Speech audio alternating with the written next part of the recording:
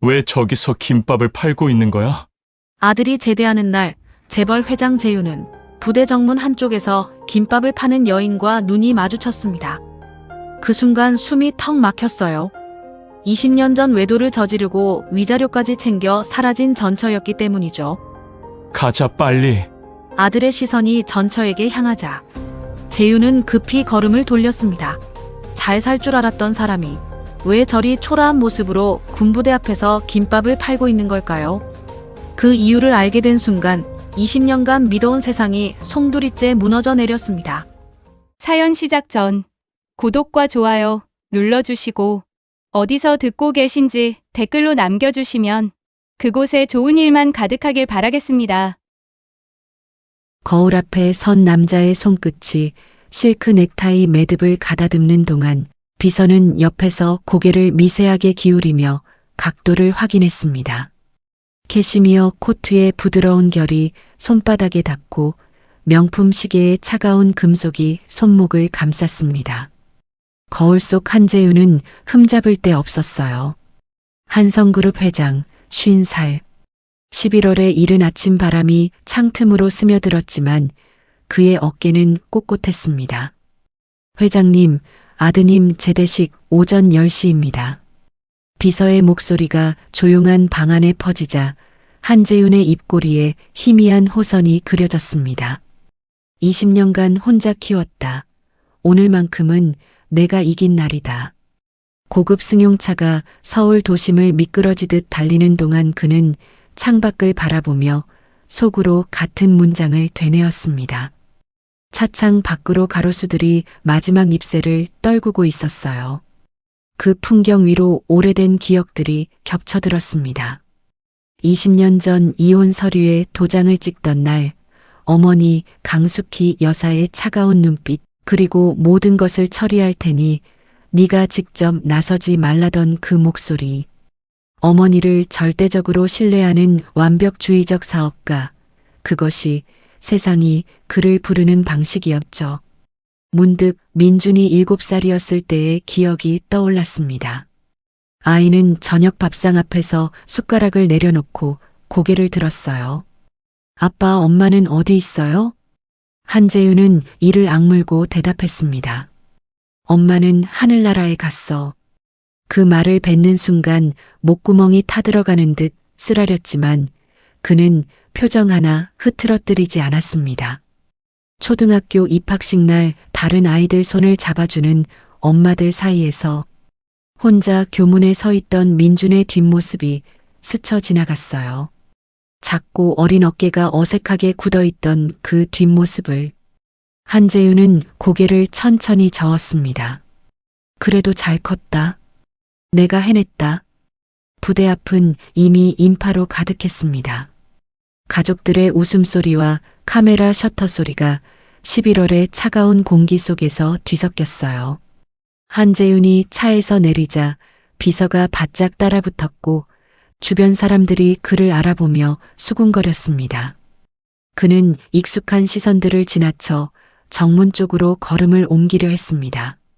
바로 그 순간 두 발이 멈췄습니다. 부대 정문 한쪽 구석, 인파에서 조금 비껴선 자리에 낡은 나무 상자 하나가 놓여 있었습니다. 그 앞에 한 여자가 쪼그려 앉아 있었어요. 얇은 점퍼 하나만 걸친 채 11월 찬바람을 정면으로 맞으며 호일에 싼 김밥 봉지를 차곡차곡 쌓고 있었습니다. 햇볕에 오래 그을린 맨 얼굴이었어요. 마스크도 없이 드러난 뺨은 바람에 붉게 달아올라 있었고 김밥을 건네는 손마디는 갈라지고 부풀어 있었습니다. 심장이 한 박자 멈추는 것 같았습니다. 20년이라는 세월이 깊은 주름을 새기고 볼살을 앗아가고 핏기를 지워버렸지만 그 눈동자만큼은 어떤 시간도 바꾸지 못한 것이었어요. 한재윤의 턱 근육이 단단하게 굳었습니다.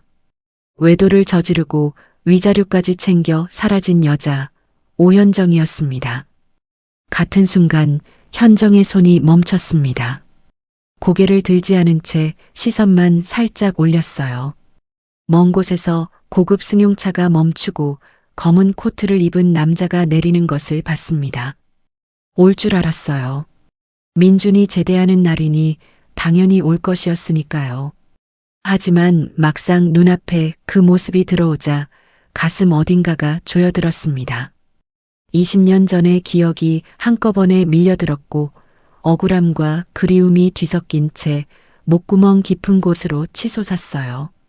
현정은 입술을 꽉 깨물었습니다. 재윤 씨, 아직도 날 원망해요? 그 말은 끝내 목 밖으로 나오지 못했습니다. 이내 고개를 저으며 다시 손을 움직였어요. 오늘만큼은 민준이 얼굴만 보면 된다. 바로 그때 부대 정문이 열렸습니다. 군복을 입은 젊은이가 환하게 웃으며 걸어 나왔어요. 한재윤의 눈이 번쩍 빛났고 동시에 아들의 시선이 구석진 김밥 노점 쪽으로 흐르려 하자 그는 반사적으로 손을 뻗어 민준의 어깨를 틀어쥐었습니다. 가자, 빨리. 민준이 영문을 모른 채 아버지를 따라 발걸음을 옮겼습니다. 한재윤은 아들의 어깨를 감싸며 빠르게 차 쪽으로 이동했어요. 민준이 고개를 돌려 뒤를 보려 하자 한재윤이 어깨를 더 꽉 감쌌습니다. 현정은 그 뒷모습을 바라봤습니다. 군복 위로 어깨가 넓어진 아들의 모습이 눈에 들어왔어요. 손이 미세하게 떨렸습니다. 2년 사이에 많이 늠름해졌네. 그 말도 입 밖으로 나오지 않았어요. 손에 들고 있던 김밥 봉지 하나가 바닥에 툭 떨어졌습니다. 그녀는 천천히 허리를 굽혀 봉지를 주워들었습니다. 아무 일도 없다는 듯이 차가 출발하고 사이드미러 속 풍경이 점점 작아지는 동안 한재윤은 눈을 뗄 수 없었습니다. 구석진 자리에서 다시 봉지를 쌓기 시작하는 여자의 모습이 거울 속에서 아지랑이처럼 흔들렸어요. 외도를 하고 위자료까지 받아 챙긴 여자가 왜 저리 초라한 모습으로 저 자리에 있는 걸까요? 옆자리에서 민준이 신나게 저녁 후 계획을 늘어놓고 있었지만 그 목소리는 먼 곳의 소음처럼 귀를 스쳐갔습니다.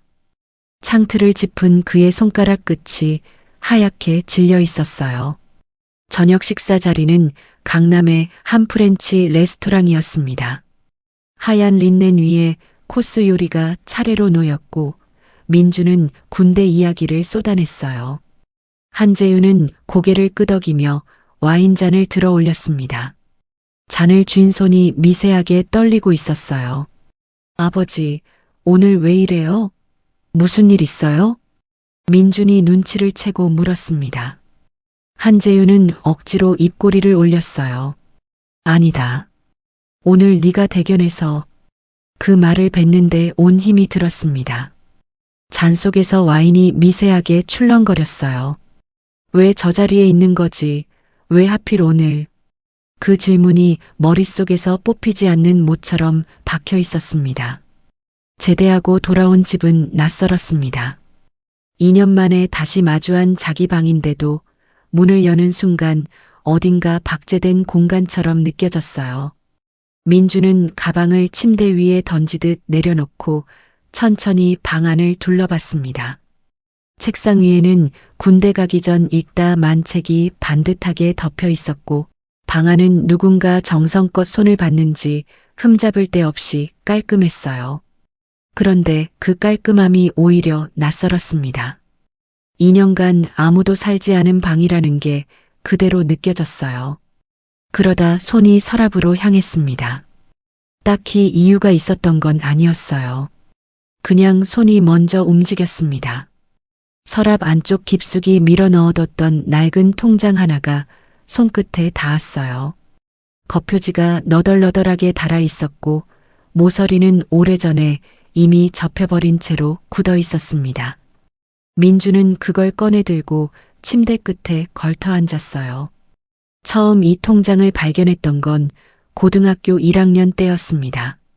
쓰지 않는 계좌라 그냥 묵혀뒀던 통장이었는데 어느 날 우연히 들여다보다 입금 기록을 발견했었죠.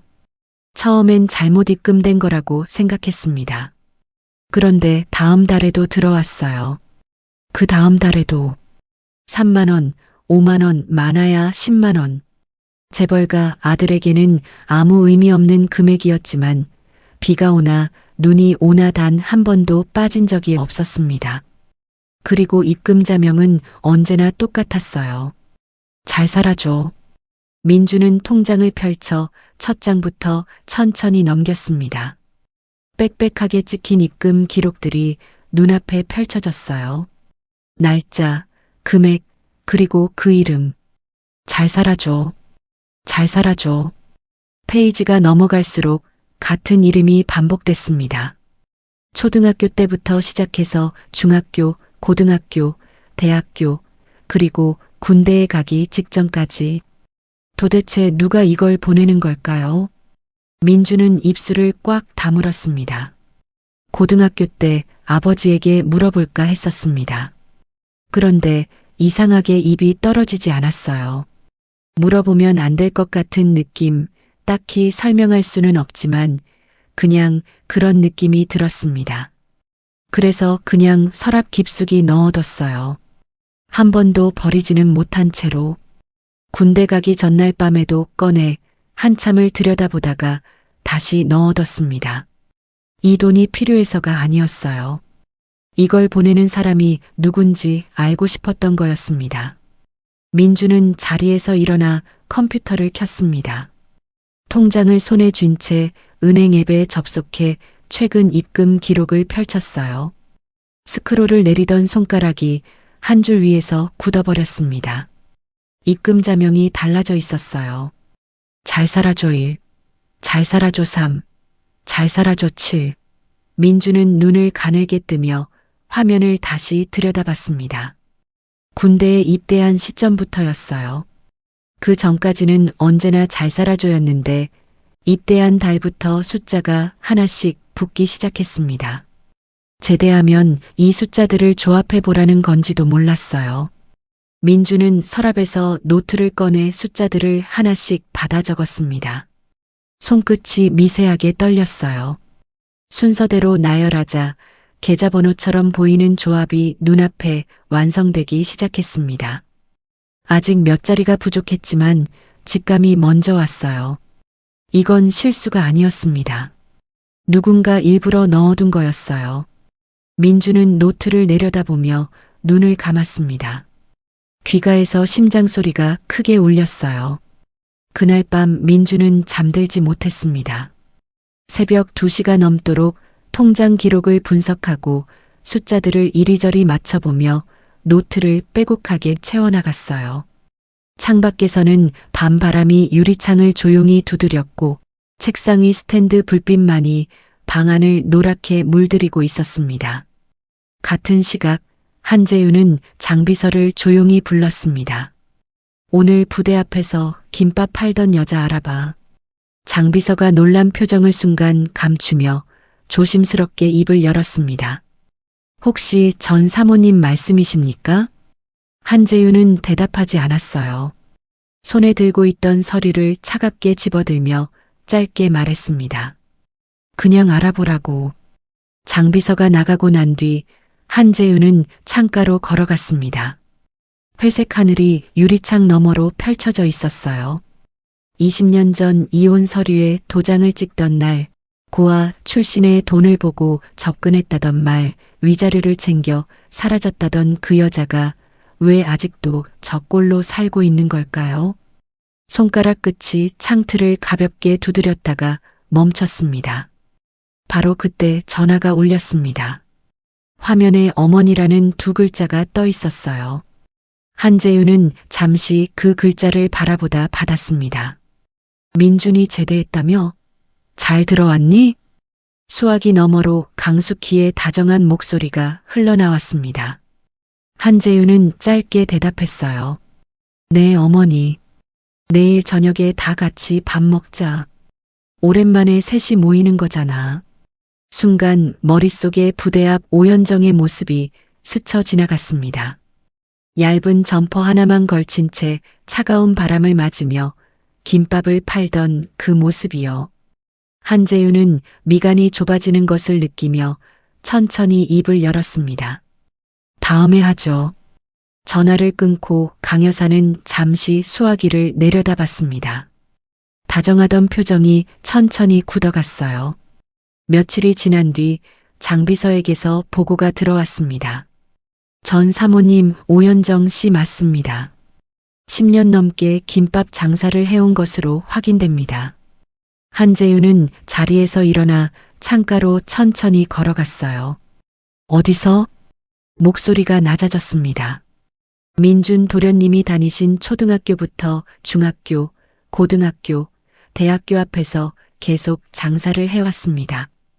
손에 들고 있던 서류가 천천히 책상 위로 내려놓아졌습니다. 한재윤은 한동안 아무 말도 하지 않았어요. 창밖으로 서울의 불빛들이 하나둘 켜지기 시작했지만 그의 눈에는 아무것도 들어오지 않았습니다. 오현정이 민준의 학교 앞을 따라다니며 10년 넘게 김밥을 팔아왔다는 사실이 머릿속에서 맴돌았어요. 외도를 저지르고 위자료까지 받아 챙긴 여자가, 그 여자가 왜 그 자리에 있었던 걸까요? 계속 알아봐. 낮고 떨리는 목소리였습니다. 저녁 식사 자리에서 민준이 젓가락을 내려놓으며 말했습니다. 아버지, 오늘따라 뭔가 달라 보여요. 한재윤은 억지로 입꼬리를 올렸어요. 그래, 네가 커서 그렇게 보이는 거겠지. 민준이 잠시 망설이다가 고개를 들었습니다. 눈빛이 흔들리고 있었어요. 아버지, 저 엄마 얼굴이 어떻게 생겼는지 기억이 없어요. 한재윤의 손이 순간 밥상 위에서 멈췄습니다. 숨을 한번 고르고 나서 짧게 말했어요. 왜 갑자기 그런 말을 해? 민주는 고개를 숙이며 조용히 말했습니다. 그냥요. 그 한마디가 식탁 위에 가라앉았어요. 두 사람 사이로 무거운 침묵이 흘렀고 숟가락 소리만이 그 침묵을 조용히 채웠습니다. 늦은 밤 한재윤은 혼자 서재에 앉아 있었습니다. 불을 다 켜지 않은 채 스탠드 하나만 켜놓고 서랍 안쪽 깊숙이 넣어뒀던 사진 한 장을 꺼냈어요. 갓 결혼했을 때 찍은 사진이었습니다. 환하게 웃고 있는 오현정의 얼굴이 거기 있었어요. 20년 전 그 얼굴이었습니다. 한재윤은 사진을 내려다보며 오랫동안 움직이지 않았습니다. 민준이 다니던 학교 앞을 10년 넘게 따라다닌 여자. 그 물음이 가슴 한켠에 걸린 채 내려가지 않았어요. 한재윤은 사진을 서랍에 다시 집어넣고 창밖을 바라봤습니다. 서울의 야경이 넓게 펼쳐져 있었지만 그의 눈에는 아무것도 들어오지 않았어요. 스탠드 불빛이 서재 한 귀퉁이를 노랗게 물들이는 동안 한재윤은 천천히 결심을 굳혔습니다. 내일 직접 가봐야겠어. 다음 날 이른 아침 한재윤은 혼자 차를 몰았습니다. 비서도 없이 평범한 검은 세단으로 바꿔 타고 선글라스를 깊이 눌러 쓴 채였어요. 대학교 정문에서 한 블록 떨어진 골목 어귀에 차를 세우고 시동을 껐습니다. 11월 아침 공기가 차창을 뿌옇게 흐렸어요. 오현정은 이미 나와 있었습니다. 낡은 나무 자판에 서서 호일로 싼 김밥 봉지를 차곡차곡 쌓고 있었어요. 얇은 점퍼 하나가 전부였습니다. 한재윤은 선글라스 너머로 그 모습을 바라보며 손을 핸들 위에 그대로 얹어뒀어요. 차에서 내릴 생각이었는데 발이 움직이지 않았습니다. 오현정의 손이 눈에 들어왔어요. 갈라지고 부풀어 오른 손마디였습니다. 차가운 11월 바람 속에서도 쉬지 않고 움직이는 손이었어요. 호일을 접고 봉지를 묶고 다음 줄을 쌓고 그 반복되는 움직임이 오래된 것처럼 몸에 배어 있었습니다. 처음 시작한 사람의 손이 아니었어요. 수백 번, 수천 번 같은 자리에서 같은 동작을 반복해온 사람의 손이었습니다. 바람이 불자 오현정의 머리카락이 흩날렸어요. 손을 멈추지 않은 채 고개만 살짝 숙여 바람을 피했습니다. 그 동작 하나에도 익숙함이 배어 있었어요.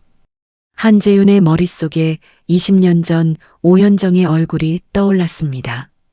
갓 결혼했을 때 환하게 웃던 그 얼굴이었어요. 볼에 살이 올라 있었고 눈빛이 맑았습니다. 그 얼굴과 지금 눈앞의 얼굴이 같은 사람이라는 게 자꾸 믿기지 않았어요. 학생들이 하나둘 캠퍼스 쪽으로 걸어가기 시작했습니다. 오현정이 그제야 고개를 들었어요. 지나가는 학생들 얼굴을 하나씩 훑는 눈빛이었습니다. 찾는 사람이 있는 것처럼요. 그 눈빛이 어떤 얼굴을 찾고 있는지 한재윤은 알 것 같았어요. 그리고 그 사실이 가슴 어딘가를 무겁게 눌러왔습니다. 한재윤은 시동을 켰습니다. 차에서 내리지 못했어요. 내려서 뭘 해야 할지 몰랐습니다. 무슨 말을 해야 할지도 몰랐어요. 사이드미러 속에서 오현정의 모습이 점점 작아졌습니다. 여전히 고개를 숙인 채 손을 움직이고 있었어요. 한재윤은 끝내 한 번도 뒤를 돌아보지 않았습니다. 현정의 시선은 처음부터 끝까지 김밥 봉지 위에 고정되어 있었습니다. 그 검은 세단이 골목을 빠져나가는 것도 그 안에서 누가 자신을 바라보고 있었는지도 알지 못했어요.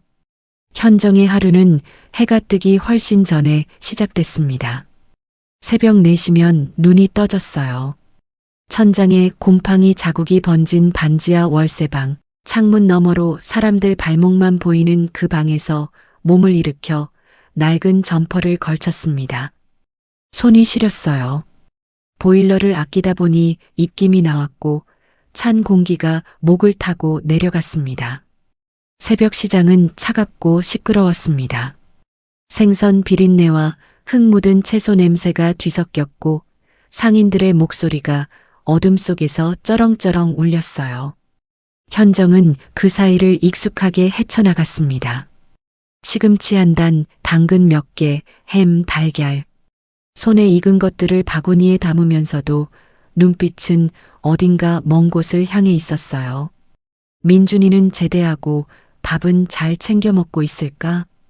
부대 앞에서 잠깐 본 그 뒷모습이 자꾸 눈앞에 어른거렸습니다.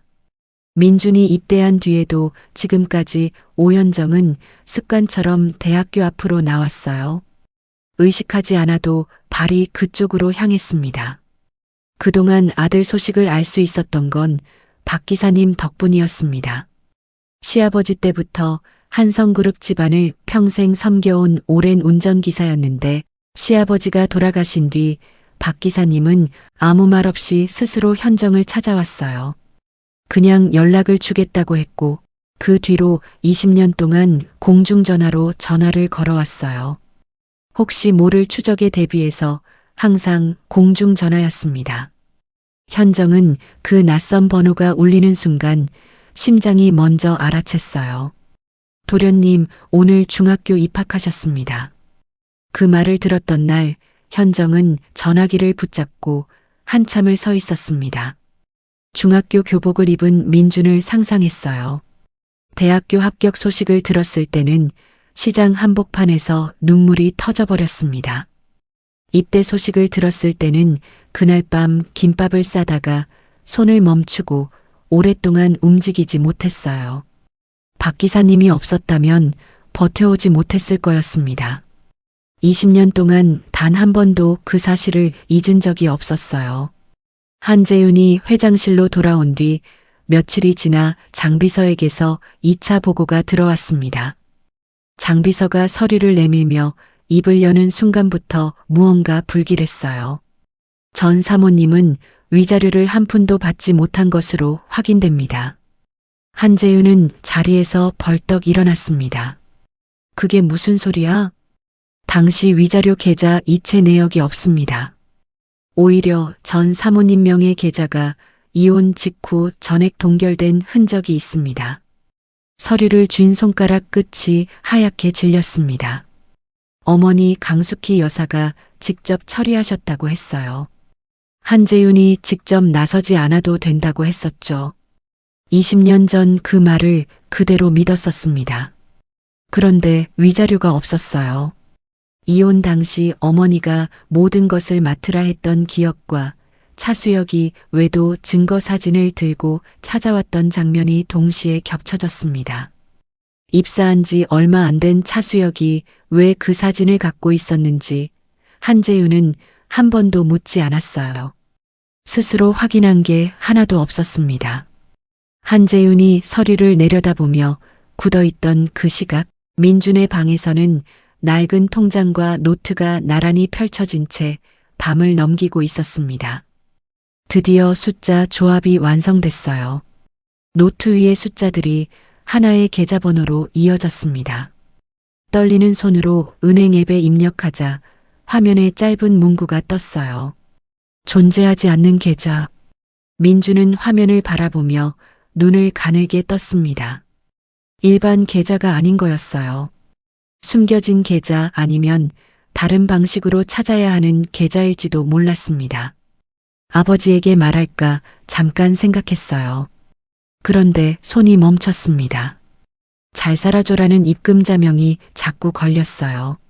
엄마는 해외에서 교통사고로 사망했다고 들었습니다. 그런데 이걸 보내온 사람이 혹시 말도 안 된다는 걸 알면서도 그 생각이 지워지지 않았어요. 아버지한테 말하기 전에 내가 먼저 알아봐야겠다는 생각이 가슴 안에서 단단하게 굳어갔습니다. 며칠 뒤 한재윤은 처음으로 차수혁을 다른 눈으로 바라봤습니다. 20년간 아무 의심 없이 곁에 둔 사람이었어요. 업무 면담 자리에서 차수혁은 평소처럼 능숙하게 보고했습니다. 하지만 어머니 이야기가 나오는 순간 그의 눈빛이 미세하게 흔들렸어요. 찰나의 순간이었지만 한재윤은 그걸 놓치지 않았습니다. 20년 만에 처음으로 보이는 것들이 있었어요. 바로 그 시각, 저택 안쪽 깊숙한 방에서는 전화기를 쥔 손이 떨리고 있었습니다. 재윤의 어머니 강숙희였어요. 재윤이가 그 여자를 조사하고 있어. 서둘러야겠어. 수화기 너머로 차수혁의 낮은 목소리가 흘러나왔습니다. 제가 알아서 처리하겠습니다. 전화를 끊자마자 강숙희가 심한 기침을 터뜨렸습니다. 몸을 앞으로 굽히며 한참을 기침하다가 떨리는 손으로 서랍에서 약병을 꺼냈어요. 곁에 있던 간호사가 다가오자 손을 저었습니다. 내가 죽기 전에 끝내야 할 일이 있어. 간호사의 얼굴이 굳었지만 강숙희는 이미 창밖을 바라보고 있었어요. 11월 찬바람에 나뭇잎이 우수수 떨어지는 창밖을요. 며칠이 지났습니다. 한재윤은 서재 의자에 앉아 책상 맨 아래 서랍을 내려다봤습니다. 20년간 한 번도 열지 않은 서랍이었어요. 열쇠는 항상 책상 위 작은 도자기 그릇 안에 있었습니다. 집어들 때마다 손끝이 멈췄고 그냥 다시 내려놓곤 했어요. 그런데 오늘은 달랐습니다. 위자료가 없었다는 비서에 보고 오현정을 바라보던 대학교 앞, 골목 차수혁이 봉투를 들고 서재문을 두드리던 기억. 그것들이 며칠째 머릿속에서 빠져나가지 않았어요. 한재윤은 열쇠를 집어 자물쇠에 꽂았습니다. 찰칵 소리가 조용한 서재 안에 작게 울렸어요. 서랍 안에는 누렇게 변색된 낡은 봉투 하나가 있었습니다. 한재윤은 그걸 꺼내 책상 위에 올려놓고 한참을 바라봤어요. 봉투 겉면에는 아무것도 적혀 있지 않았습니다. 손이 미세하게 떨렸어요. 봉투 안에서 사진 몇 장을 꺼내 책상 위에 천천히 펼쳤습니다. 호텔 입구에서 낯선 남자와 함께 나오는 오현정의 모습이었어요. 20년 전 이 사진 하나로 모든 것을 끝냈습니다. 이혼 서류에 도장을 찍었고 민준에게 엄마가 하늘나라에 갔다고 했어요. 그 뒤로 이 봉투는 서랍 안에서 한 번도 꺼내지지 않았습니다. 한재윤은 사진을 들어 올려 가까이 들여다봤습니다. 처음으로 천천히 제대로 보는 거였어요. 그런데 뭔가 이상했습니다. 오현정의 표정이 다정하거나 은밀하지 않았어요. 눈이 살짝 커져 있었고 몸이 뒤로 물러선 것처럼 보였습니다. 남자 쪽으로 기울어지지 않았어요. 오히려 거리를 두려는 것처럼 보였습니다. 사진 각도가 묘했어요. 두 사람이 실제보다 가까워 보이도록 의도적으로 잡은 것 같은 각도였습니다. 20년 전에는 왜 이게 안 보였을까요? 사진을 받아들고 그냥 믿어버렸어요. 한 번도 의심하지 않았습니다. 사진을 내려놓는 순간 기억 하나가 선명하게 떠올랐어요. 차수혁이었습니다. 두꺼운 봉투를 들고 서재문을 두드리며 들어오던 차수혁. 당시 입사한 지 채 1년도 안 된 신입 직원이었어요. 그가 봉투를 책상 위에 조심스럽게 내려놓으며 입을 열었습니다. 부회장님 드릴 말씀이 있습니다. 한재윤은 그때 아무것도 묻지 않았어요. 봉투 안에 사진을 꺼내보는 순간 이미 손이 떨렸고 머릿속이 하얗게 비었었죠. 왜 차수혁이 이 사진을 갖고 있었는지, 어떻게 이 장면을 찍게 됐는지 한 번도 묻지 않았습니다. 그냥 믿었어요. 차수혁이 가져온 사진이었고 어머니가 처리하셨다고 했으니까요. 기억이 꼬리를 물었습니다. 오현정이 집을 나가던 날 차수혁이 유독 적극적으로 나섰던 것이 떠올랐어요. 부회장님, 저 여자는 처음부터 돈을 보고 접근한 겁니다. 그 목소리가 귓가에 선명하게 되살아났습니다. 그 이후 차수혁은 한성그룹에서 빠르게 자리를 잡았어요. 승진 속도가 남달랐습니다. 아버지가 돌아가신 뒤 한재윤은 부회장 자리에서 회사 일을 책임졌고 어머니 강숙희 여사는 그 뒤로도 회사의 굵직한 결정마다 빠지지 않았어요. 창업주 미망인이라는 자리가 그만큼 무거웠고 한재윤도 어머니의 뜻을 따르는 것을 당연하게 여겼습니다. 그리고 그 승진마다 어머니가 뒤에서 강하게 밀어붙였어요. 능력 있는 인재라고, 재윤이 네가 잘 써야 한다고 했었죠. 한재윤은 그 말도 그냥 믿었습니다. 한재윤은 자리에서 천천히 일어나 창가로 걸어갔어요. 어머니가 차수혁을 처음 추천할 때부터 되짚어봤습니다. 입사 면접도 어머니가 직접 챙겼어요. 회사 행사에서 어머니가 차수혁에게 건네던 눈빛이 있었습니다. 다른 직원들을 대할 때와는 달랐어요. 따뜻하다기보다는 각별했습니다. 오래전부터 알고 있던 사람을 대하는 눈빛이었어요. 단순히 능력 때문에 챙긴 게 아닐 수도 있다는 생각이 처음으로 머릿속을 파고들었습니다. 한재윤은 창틀에 손을 짚고 11월 하늘을 바라봤어요. 낯빛 구름이 낮게 깔려 있었습니다. 한재윤은 전화기를 집어들었습니다. 장비서에게 전화를 걸었어요. 차수혁 전무 입사 전 행적을 전부 조사해. 수화기 너머로 잠시 침묵이 흘렀습니다. 장비서가 조심스럽게 입을 열었어요. 전무님을 말씀이십니까? 아무에게도 말하지 마. 특히 어머니한테는. 전화를 끊고 한재윤은 창밖을 바라보며 긴 숨을 내쉬었습니다. 찬바람에 마지막 남은 나뭇잎들이 가지에서 떨어져 나가고 있었어요. 그 무렵 민주는 은행 창구 앞에 앉아 있었습니다. 직원에게 통장을 내밀고 조심스럽게 입을 열었어요. 본인명의 통장이고 입금된 ATM 위치를 알고 싶다고 했습니다. 직원이 잠시 조회하더니 프린트 한 장을 건넸어요.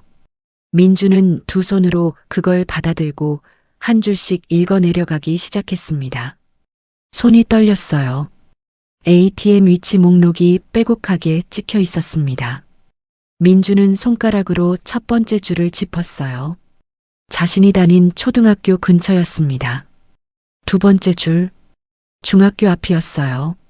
세 번째, 네 번째, 다섯 번째, 고등학교, 대학교. 손가락이 멈췄습니다. 목록에 찍힌 위치들이 자신이 지나온 학교들과 정확히 겹쳐졌어요. 단 한 군데도 어긋나지 않았습니다. 민주는 잠시 숨을 고르며 목록 전체를 다시 훑어봤어요. 초등학교 입학 때부터 시작해서 중학교, 고등학교, 대학교, 그리고 군대를 가기 직전까지 15년이었습니다. 민주는 프린트를 꽉 쥐었어요. 종이가 구겨지는 소리가 났습니다. 이 사람은 15년 동안 자신의 곁에 있었던 거였어요. 학교가 바뀔 때마다 따라왔고 군대를 가자 입금자명에 숫자를 넣기 시작했습니다. 이건 우연이 아니었어요. 처음부터 무언가를 전달하려 한 거였습니다. 민주는 주머니에서 낡은 통장을 꺼내 펼쳤어요. 잘 살아줘. 그 세 글자가 페이지를 가득 채우고 있었습니다. 차가운 은행 창구의 형광등 불빛 아래 그 글자들이 유난히 또렷하게 눈에 들어왔어요. 도대체 누구였을까요? 15년간 한 번도 빠지지 않고 돈을 보내온 사람, 학교를 따라다닌 사람, 숫자로 무언가를 숨겨둔 사람. 그 시각 한재윤의 서재에서는 20년 전 사진이 책상 위에 펼쳐져 있었습니다. 아버지는 위에서 아래로 차수역을 의심하며 진실을 향해 내려오고 있었어요. 아들은 아래에서 위로 입금자를 추적하며 같은 진실을 향해 올라오고 있었습니다. 두 사람은 아직 그 사실을 몰랐어요. 하지만 두 줄기의 길은 이미 같은 곳을 향하고 있었습니다. 며칠 후 장비서가 회장실로 보고서를 들고 들어왔습니다. 오현정 주변 인물들까지 조사 범위를 넓힌 결과였어요. 비서가 서류를 책상 위에 내려놓으며 조심스럽게 입을 열었습니다. 전 사모님 주변을 20년간 꾸준히 맴돌던 인물이 있습니다. 한재윤이 자리에서 일어났어요. 누구야? 회장님, 댁 운전기사 박 기사입니다. 한재윤의 몸이 굳었습니다. 박 기사. 한 회장 때부터 집안 전체를 섬겨온 사람이었어요. 민준이 어릴 때 학교를 데려다 주던 사람, 집안 크고 작은 일을 묵묵히 처리해온 사람이었습니다. 그 사람이 20년간 오현정과 연결되어 있었다는 게 머릿속에서 쉽게 정리되지 않았어요. 비서의 말이 이어졌습니다. 오현정이 다니던 학교 근처에서 박 기사의 동선이 여러 차례 포착됐고 정확한 연락 방식은 파악하기 어렵지만 20년간 지속적으로 접촉해온 것은 확실하다는 내용이었어요. 박 기사님 불러와. 한재윤의 목소리가 낮아졌습니다. 그런데 그날 밤이었어요. 장비서가 자신의 행적을 추적하기 시작했다는 것을 눈치챈 박 기사는 이제 때가 됐다고 판단했습니다. 더 이상 미룰 수 없었어요. 서재에 혼자 앉아 서류를 들여다보던 늦은 시각, 조용한 서재에 노크 소리가 울렸습니다. 문이 천천히 열리자 박 기사가 고개를 숙인 채 서 있었습니다. 60대의 굵은 손마디, 세월이 깊게 새겨진 얼굴이었어요. 한재윤이 자리에서 일어났습니다. 박 기사님, 이 시간에 무슨 일이십니까? 박 기사가 천천히 고개를 들었어요. 눈가가 붉어져 있었습니다. 회장님, 20년간 드리지 못한 말씀이 있습니다. 한재윤이 손짓으로 들어오라고 했어요. 박 기사는 권하는 의자에 앉지 않고 서재 가운데 서서 말을 꺼냈습니다. 창밖에서 찬바람이 유리창을 흔드는 소리가 낮게 깔렸어요. 회장님, 저는 20년간 죄를 짓고 살았습니다. 한재윤이 미간을 찌푸렸습니다. 무슨 소리세요? 사모님이 억울하게 쫓겨나는 걸 알면서도 아무 말도 못했습니다. 억울하게. 그 단어 하나가 서재 안에 묵직하게 떨어졌어요. 한재윤의 손이 천천히 주먹을 쥐었습니다. 억울하게 쫓겨났다니. 그게 무슨 말입니까? 박 기사는 눈물을 글썽이며 한 회장의 임종 이야기를 꺼냈습니다. 20년 전 한 회장이 마지막 숨을 고르던 날 밤이었어요. 한 회장이 박 기사의 손을 힘겹게 잡으며 입을 열었습니다. 내 며느리를 부탁하네. 그 말이 무엇을 의미하는지 박 기사는 그때도 알았고 지금도 알았어요. 한 회장은 뭔가 잘못됐다는 것을 알고 있었던 겁니다. 박 기사가 고개를 깊이 숙이며 말을 이었어요. 한 회장의 부탁이 있었기에 스스로 오현정을 찾아갔고 그 뒤로 20년간 혹시 모를 추적을 피해 공중전화로만 도련님 소식을 전해왔다고 했습니다. 한재윤은 눈을 감았어요. 가슴 어딘가에서 뭔가 무너지는 소리가 들리는 것 같았습니다. 그래서 현정 씨가 왜 쫓겨난 건지 알고 있습니까? 박 기사가 잠시 망설였습니다. 그리고 천천히 입을 열었어요. 저도 정확한 이유는 모릅니다. 다만 그날 밤 들어선 안 되는 대화를 듣게 됐습니다. 20년 전 그날 밤이었어요. 박 기사는 강 여사 방에 다음날 스케줄을 확인하러 가다 문 앞에서 발을 멈췄습니다. 문 너머로 강 여사의 목소리가 흘러나오고 있었어요. 멈춰야 했는데 발이 떨어지지 않았습니다. 가슴이 쿵 내려앉았고 손이 떨렸어요. 박 기사는 주머니에 있던 휴대폰을 꺼내 녹음 버튼을 눌렀습니다. 그리고 박 기사는 품속에서 낡은 봉투 하나를 꺼내 책상 위에 조심스럽게 내려놓았어요. 20년 전 그날 밤 제가 몰래 녹음한 파일입니다. 한재윤은 봉투를 바라봤습니다. 손이 떨렸어요. 천천히 봉투를 집어들고 안에서 녹음 내용이 담긴 작은 USB를 꺼냈습니다. 서재 컴퓨터에 USB를 꽂고 파일을 열었습니다. 잠시 후 스피커에서 차가운 목소리가 흘러나오기 시작했어요. 재윤이에게 사실을 말하면 민준이가 어떻게 될지 생각해봐. 강 여사의 목소리였습니다. 낮고 냉랭했어요. 내가 직접 손대지 않아도 내 아들 주변을 조용히 만드는 건 어렵지 않아. 그리고 현정의 목소리가 흘러나왔습니다. 떨리고 갈라진 목소리였어요. 제발 민준이만은 건드리지 마세요. 제가 떠나겠습니다. 아무 말도 하지 않겠습니다. 녹음이 끝나는 순간 서재 안에 무거운 침묵이 내려앉았습니다. 그 목소리가 서재를 채우던 바로 그 시각, 20년 전 그날 밤 현정은 어디에 있었을까요? 강 여사에게 불려가던 늦은 밤이었습니다. 오현정은 복도를 걷다 민준의 방문 앞에서 발을 멈췄어요. 살며시 문을 열었습니다. 두 살배기 민준이 이불을 걷어차며 곤히 잠들어 있었어요. 작고 둥근 얼굴, 오물거리는 입술, 까다기는 작은 손. 현정은 그 얼굴을 오래 들여다봤습니다. 가슴이 조여들었어요. 문을 닫고 강 여사 방으로 향하는 발걸음이 무거웠습니다. 그리고 그 방에서 그 말을 들었어요. 강 여사의 목소리가 귓속에서 쩌렁쩌렁 울렸습니다. 현정의 두 다리가 그 자리에서 굳어버렸어요. 방금 전 잠들어 있던 민준의 얼굴이 눈앞에 아른거렸습니다. 현정은 그 순간 결심했어요.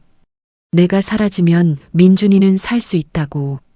그것 하나로 20년을 버텨온 거였습니다.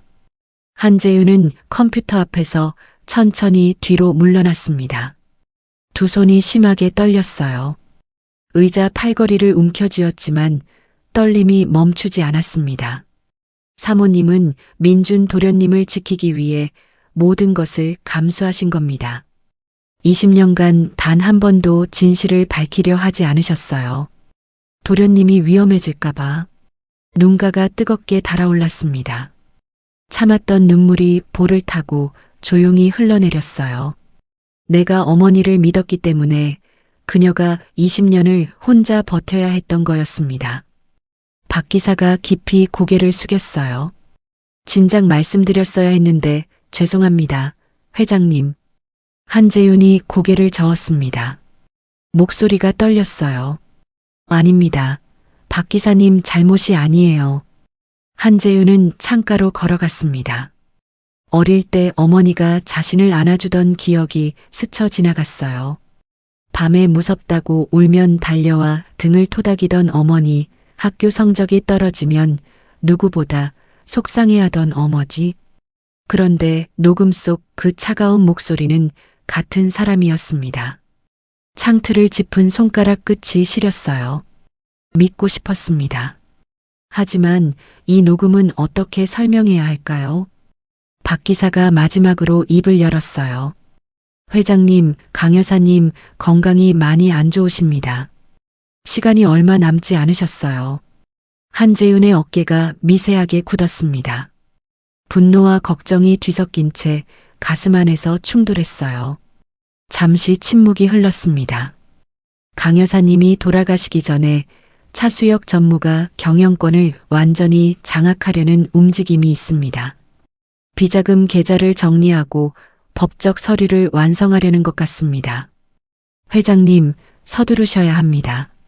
한재윤의 눈빛이 천천히 차갑게 가라앉았습니다. 차수혁. 20년 전 봉투를 들고 서재문을 두드리던 그 사람이었어요.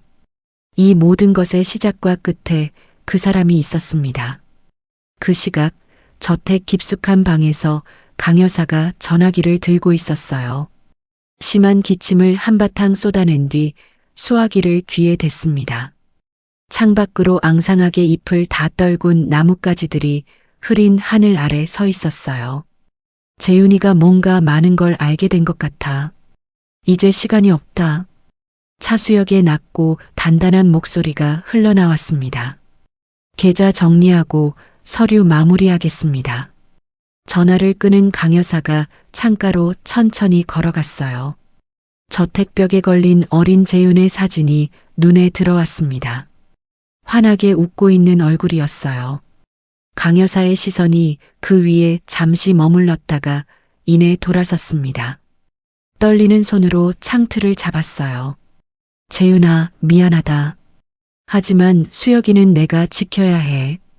재윤에게는 미안함이 있었습니다. 하지만 수혁에게는 그것보다 깊고 오래된 무언가가 있었어요. 내가 없으면 아무것도 아닌 아이. 그 생각이 20년간 강 여사를 움직여온 거였습니다. 강 여사는 창밖을 바라보며 낮게 중얼거렸어요. 수혁아, 서둘러. 재윤이가 다 알게 되면 너도 나도 끝이야. 그 말이 텅 빈 방 안에 떨어졌습니다. 대답하는 사람은 없었어요. 강 여사는 그 자리에 오래 서 있었습니다. 흐린 하늘 아래 바람이 창문을 흔들었고 강 여사의 굳은 얼굴 위로 그 바람 소리만이 조용히 맴돌았어요. 한재윤은 지금 이 순간 무엇을 알게 됐을까요? 그리고 앞으로 무엇을 하려는 걸까요? 강 여사는 그것이 두려웠습니다. 처음으로 진짜로 두려웠어요. 다음 날 아침 한재윤은 서재에 홀로 앉아 있었습니다. 책상 위에는 두 가지가 나란히 놓여 있었어요. 차수혁의 입사 서류와 20년 전 오현정의 외도 사진이었습니다. 한재윤은 그 두 가지를 번갈아 바라봤어요. 차수혁이 왜 그 사진을 갖고 있었는지 이제는 알아야 했습니다. 모든 정황이 한 사람을 향해 좁혀지고 있었어요. 더 이상 미룰 수 없었습니다. 한재윤은 전화기를 집어들었습니다. 장비서였어요. 어머니께 오늘 차 한잔하러 가겠다고 전해줘. 장비서가 잠시 침묵하다 짧게 대답했습니다. 수화기를 내려놓은 한재윤은 자리에서 일어나 창가로 걸어갔어요. 평소처럼 보여야 했습니다. 어머니가 의심해서는 안 됐어요. 저택으로 향하는 차 안에서 한재윤은 무릎 위에 두 손을 얹었습니다. 손이 미세하게 떨렸어요. 창밖으로 잿빛 하늘 아래 앙상한 가로수들이 스쳐 지나갔습니다. 재윤이 저택에 도착하자 현관에서 기다리고 있던 강 여사가 환하게 맞이했어요. 바쁠 텐데 웬일이니? 한재윤이 억지로 입꼬리를 올렸습니다. 어머니 얼굴이 보고 싶었어요. 거실에 마주 앉아 차를 마셨습니다. 강 여사가 직접 우려낸 녹차였어요. 찻잔에서 김이 피어올랐고 은은한 풀 냄새가 거실 안에 조용히 번졌습니다. 한재윤은 차를 홀짝이며 어머니의 얼굴을 바라봤어요. 평소보다 화장이 진했습니다. 볼에 홍조를 넣었고 입술에는 선명한 붉은 립스틱이 발려 있었어요. 하지만 그 아래로 핏기 없이 창백한 살결이 비쳐 보였습니다. 아픈 모습을 감추려는 거였어요. 한재윤은 그걸 모른 척 했습니다. 어머니, 요즘 몸은 좀 어떠세요? 강 여사가 찻잔을 내려놓으며 손을 가볍게 저었어요. 많이 좋아졌어. 걱정하지 마라. 한재윤이 몸을 앞으로 기울였습니다. 정밀 검사를 받아보시는 게 좋지 않겠습니까? 안 되면 외국에서 치료라도. 강 여사가 고개를 저으며 짧게 말했어요. 내 몸은 내가 알아. 좋아지고 있다니까. 더 이상 말을 잇지 않겠다는 눈빛이었습니다. 한재윤은 입을 다물었어요. 어머니를 걱정하는 마음과 이 자리에 온 진짜 이유가 가슴 안에서 뒤엉켰습니다. 강 여사가 다시 찻잔을 들어 한 모금 마셨어요. 찻잔을 내려놓는 순간 잔 가장자리에 붉은 립스틱 자국이 선명하게 남아 있었습니다. 한재윤은 자연스럽게 손을 뻗어 냅킨을 집어들었어요. 찻잔 주변을 가볍게 닦아주는 척하며 립스틱 자국이 고스란히 묻은 냅킨을 조심스럽게 접어 무릎 아래로 내렸습니다. 어머니, 죄송합니다. 하지만 진실을 알아야 했어요. 강 여사가 차를 한 모금 마시며 말을 꺼냈습니다. 민준이는 요즘 어떠니? 제대하고 나서 잘 적응하고 있어? 한재윤은 속으로 숨을 들이켰어요. 분노가 목구멍 깊은 곳에서 치밀어 올랐지만 꾹 눌러 참았습니다. 네, 잘 지내고 있습니다. 강 여사가 찻잔을 내려다보며 낮게 말했어요. 내가 건강이 좋지 않으니 민준이 얼굴이나 자주 봤으면 좋겠다. 한재윤의 손가락이 무릎 위에서 천천히 오그라들었습니다. 어머니의 건강을 걱정하는 마음과 이 모든 사실을 알고 있다는 것이 뒤섞이며 가슴 안에서 충돌했어요. 왜 이렇게 됐을까요? 왜 이런 선택을 하셨을까요? 한재윤은 입술을 가만히 다물었습니다. 저택을 나온 한재윤은 곧바로 회사로 향했습니다. 장비서에게 차수혁을 불러달라고 지시했어요. 업무 면담이라는 명목이었습니다. 차수혁이 회의실로 들어오자 한재윤은 서류를 들여다보는 척했어요. 차수혁은 평소처럼 능숙하게 자료를 펼쳐 보고하기 시작했습니다. 목소리는 차분했고 동작은 익숙했어요. 한재윤은 겉으로는 고개를 끄덕이며 들었어요. 하지만 눈은 차수혁의 손끝, 눈빛, 숨의 흐름을 조용히 쫓고 있었습니다. 면담 중간 한재윤이 장비서에게 눈짓을 보냈어요. 잠시 후 장비서가 물컵을 쟁반에 올려 가져다 놓았습니다. 차수혁이 자연스럽게 물컵을 집어들어 한 모금 마셨어요. 한재윤은 그 순간을 놓치지 않았습니다.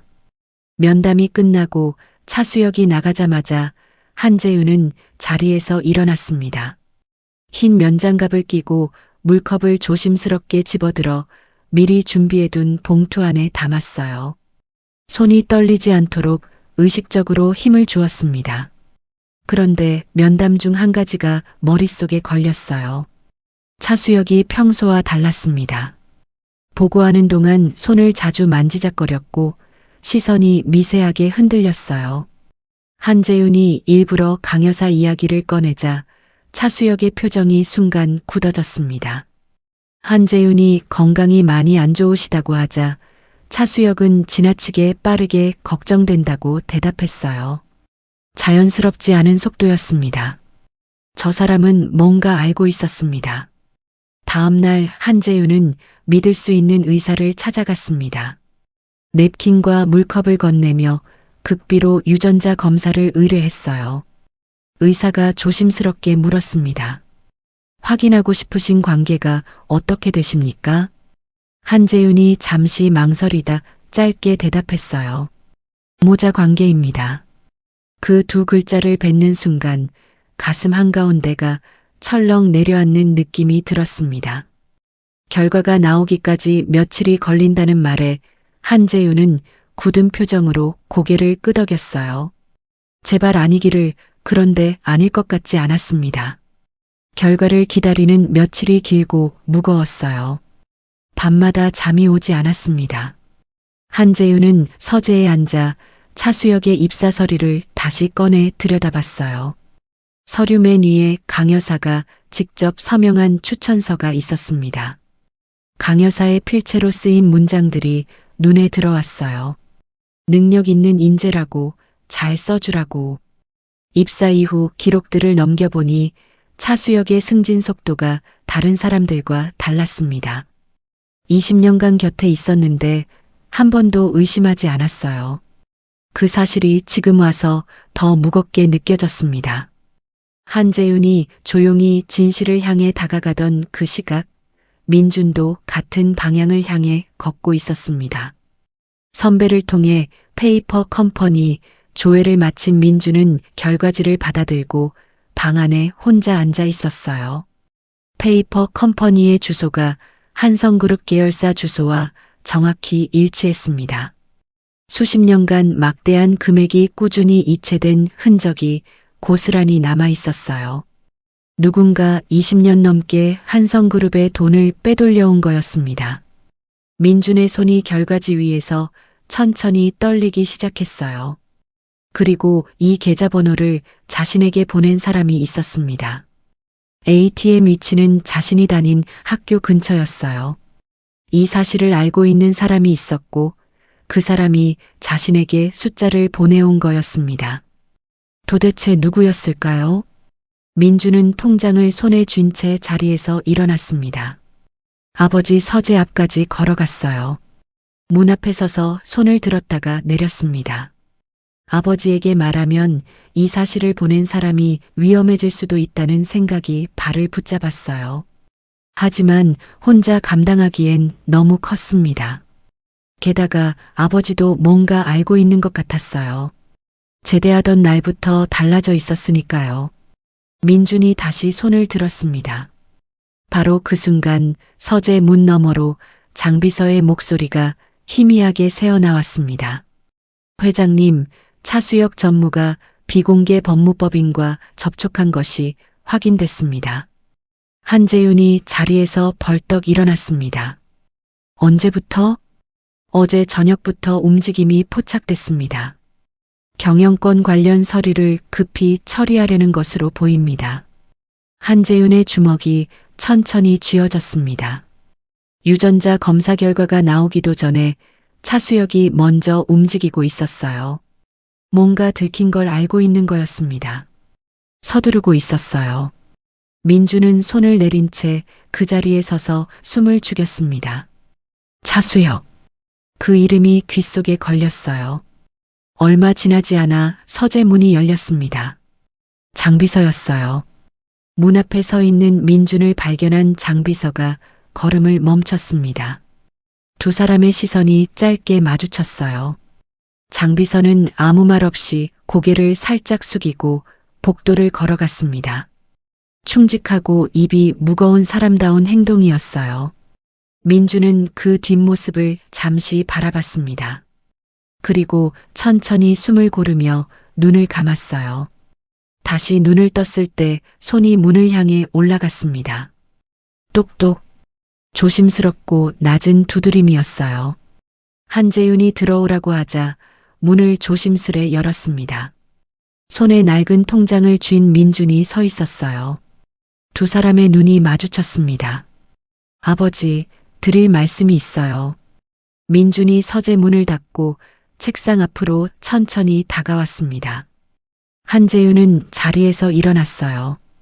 아들의 손에 낡은 통장과 종이 뭉치가 들려 있었습니다. 민준이 통장을 책상 위에 조심스럽게 내려놓았어요. 아버지, 고등학교 때부터 이 통장에 누군가 매달 돈을 보내왔어요. 초등학교 때부터 시작해서 15년간 한 번도 빠진 적이 없었습니다. 한재윤이 통장을 집어들었습니다. 손가락으로 페이지를 천천히 넘겼어요. 빽빽하게 찍힌 입금 기록들이 눈앞에 펼쳐졌습니다. 그리고 입금자명. 잘 살아줘. 한재윤의 손이 그 자리에서 멈췄어요. 그 세 글자를 바라보는 동안 가슴 안에서 무언가가 천천히 무너지는 소리가 들리는 것 같았습니다. 이 사람이 혹시 그 생각이 목구멍까지 올라왔지만 입술이 열리지 않았어요. 한재윤은 숨을 고르며 민준을 바라봤습니다. 초등학교 때부터라고? 민준이 고개를 끄덕였어요. 네. 그리고 군대 간 이후부터 입금자명에 숫자가 하나씩 붙기 시작했습니다. 그 숫자들을 순서대로 조합하니 계좌번호가 나왔어요. 민준이 종이 뭉치를 펼쳤습니다. ATM 위치 목록과 페이퍼 컴퍼니 조회 결과였어요. 추적해보니 한성그룹 관련 페이퍼 컴퍼니였습니다. 누군가 한성그룹 돈을 20년 넘게 빼돌렸어요. 그리고 그 계좌번호를 제 통장에 숨겨놨습니다. 한재윤은 자료를 받아들고 굳어버렸습니다. 페이퍼 컴퍼니의 주소가 한성그룹 계열사 주소와 정확히 일치했어요. 수십 년간 막대한 금액이 꾸준히 이체된 흔적이 줄줄이 찍혀 있었습니다. 한재윤의 시선이 자료와 통장을 번갈아 오갔어요. 차수혁의 비자금 계좌였습니다. 그리고 그것을 알고 있는 사람이 20년간 민준의 학교 앞을 따라다니며 그 번호를 조금씩 전달해 온 거였어요. 이 모든 것을 알고 있는 사람, 그 사람이 내 엄마일 수 있다.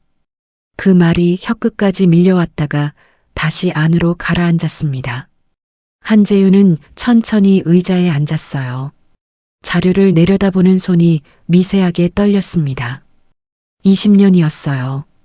20년간 누군가 이 사실을 알면서도 침묵해왔고 그 침묵 속에서 아들에게만큼은 진실을 남겨두려 했습니다. 잘 살아줘. 그 세 글자와 계좌번호가 같은 사람에게서 온 거였어요. 한재윤은 눈을 감았다가 천천히 떴습니다. 바로 그때 전화가 울렸어요. 병원 번호였습니다.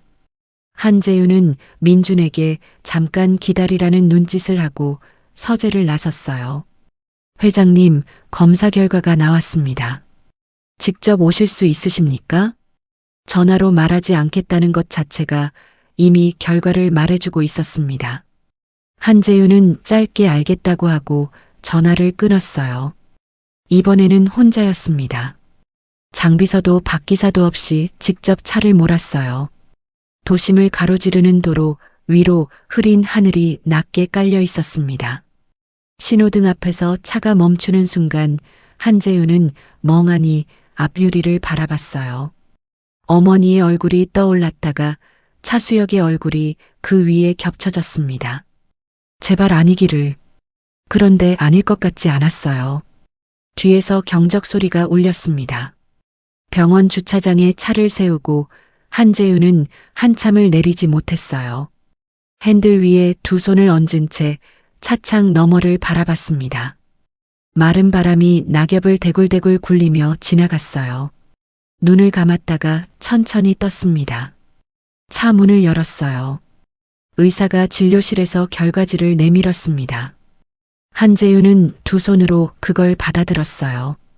결과지를 펼치는 순간 숫자들이 눈에 들어왔습니다. 친자관계 일치율 99.9%. 한재윤은 그 자리에서 굳어버렸어요. 결과지를 쥔 손에서 종이가 바스락거리는 소리만 조용히 울렸습니다. 차수혁이었어요. 차수혁이 어머니의 아들이었습니다.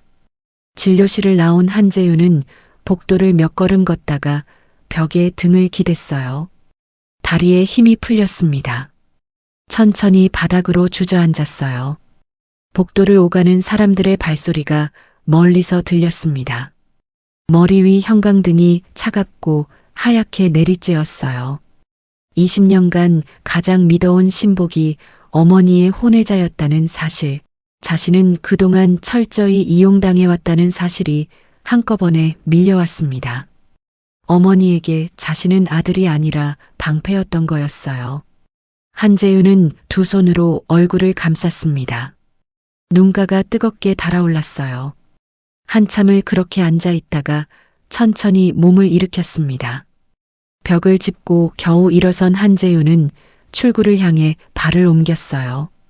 차 안에서 한재윤은 시동을 걸지 않은 채 앉아 있었습니다. 어머니는 결혼 전 다른 남자와의 사이에서 차수혁을 낳았고 그 비밀을 숨긴 채 결혼했어요. 며느리 오현정이 그 비밀을 알게 되자 민준을 협박수단으로 삼아 쫓아냈습니다. 그리고 친아들인 자신조차 그 비밀을 지키는 방패로 이용했어요. 차수혁의 얼굴이 떠올랐습니다. 20년간 충성스러운 신복인 척 곁에 있었던 사람이었어요. 외도 사진을 직접 들고 찾아왔던 사람, 오현정이 쫓겨날 때 누구보다 적극적으로 나섰던 사람, 어머니의 비호 아래 빠르게 승진해온 사람이었습니다. 차수혁은 처음부터 자신을 이용해온 거였어요.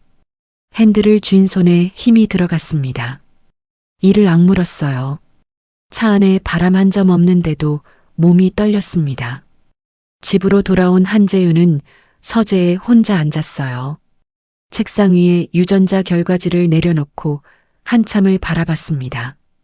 그 옆에는 민준이 두고 간 낡은 통장이 나란히 놓여 있었어요. 어머니를 고발해야 한다는 생각과 그래도 어머니라는 생각이 가슴 안에서 충돌했습니다. 오현정이 20년간 겪어온 고통을 생각하면 용납할 수 없었어요.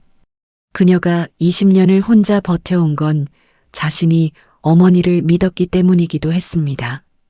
그리고 민준이었어요. 엄마가 해외 교통사고로 죽었다고 믿고 20년을 살아온 아들에게 어떻게 말해야 할까요? 엄마가 살아있다고 20년간 내 학교 앞에서 김밥을 팔며 내 곁을 지켜왔다고 그 말을 꺼냈을 때 민준의 얼굴이 어떻게 변할지 떠올리는 것만으로도 가슴이 저려왔습니다. 한재윤은 결정을 내리지 못한 채 책상 위에 두 가지를 번갈아 바라봤어요. 유전자 결과지와 잘 살아줘가 빼곡히 찍힌 낡은 통장이었습니다. 두 가지가 가리키는 곳은 결국 같은 사람이었습니다. 다음 날 아침 밤새 고민하던 한재윤은 민준을 서재로 불렀습니다. 책상 위에는 두 가지가 나란히 놓여 있었어요. 민준이 가져온 페이퍼 컴퍼니 자료와 어젯밤 병원에서 받아온 유전자 검사 결과지였습니다. 한재윤이 떨리는 손으로 결과지를 민준 앞으로 밀었어요. 민준이 그걸 집어들고 한 줄씩 읽어내려갔습니다. 읽어내려가던 손가락이 멈췄어요. 친자관계 일치율 99.9%. 민준이 고개를 들었습니다. 눈빛이 흔들렸어요. 차수혁 전무가 할머니 아들이라고요?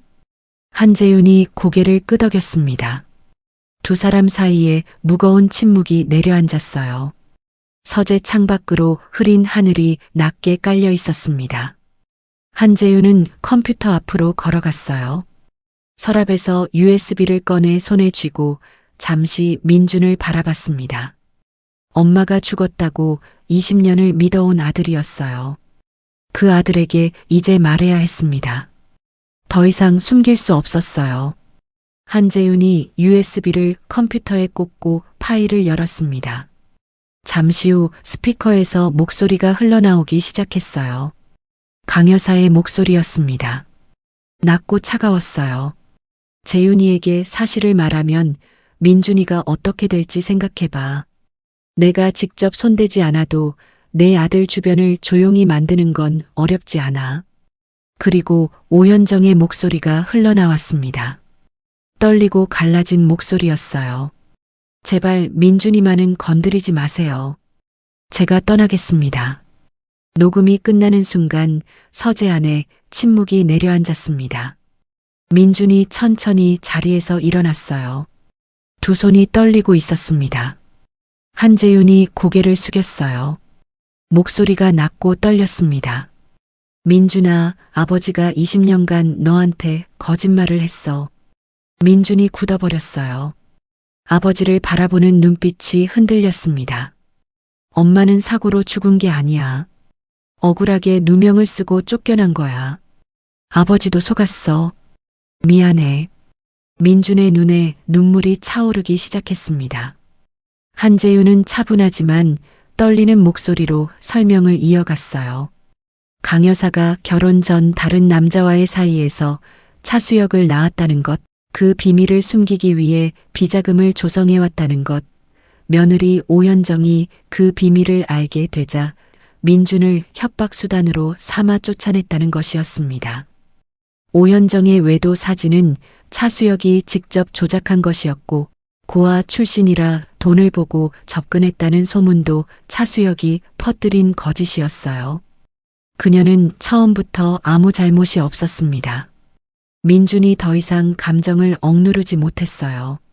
할머니가 그런 분이셨어요? 목소리가 떨렸습니다. 엄마가 죽은 게 아니었어요? 할머니가 쫓아낸 거였어요? 한재윤이 고개를 숙였어요. 그래. 아버지도 몰랐어. 아버지도 속았어. 민준이 두 손으로 얼굴을 감쌌습니다. 어깨가 격하게 떨렸어요. 한참을 그렇게 서 있다가 손을 내리며 물었습니다. 목소리가 갈라졌어요. 그럼 엄마는 지금 어디 있어요? 살아있는 거예요? 서재 안에 침묵이 흘렀습니다. 한재윤이 입술을 열었다가 다시 다물었어요. 20년 동안 내 학교 앞에서 김밥을 팔며 너를 지켜봤다고 그 말이 목구멍까지 차올랐지만 쉽게 나오지 않았습니다. 그 말 한마디가 민준의 20년을 통째로 뒤집어 놓을 거였어요. 한재윤이 천천히 입을 열었습니다. 살아있어. 할머니한테 먼저 다녀올게. 기다려줘. 민준이 눈을 들어 아버지를 바라봤어요. 기다릴게요. 20년도 기다렸는데요. 고맙다. 짧은 대답이었습니다. 하지만 그 말에 담긴 무게를 민준이 느끼지 못할 리 없었어요. 민준의 눈빛이 흔들렸다가 조용히 가라앉았습니다. 고개를 끄덕였어요. 한재윤이 서재를 나섰습니다.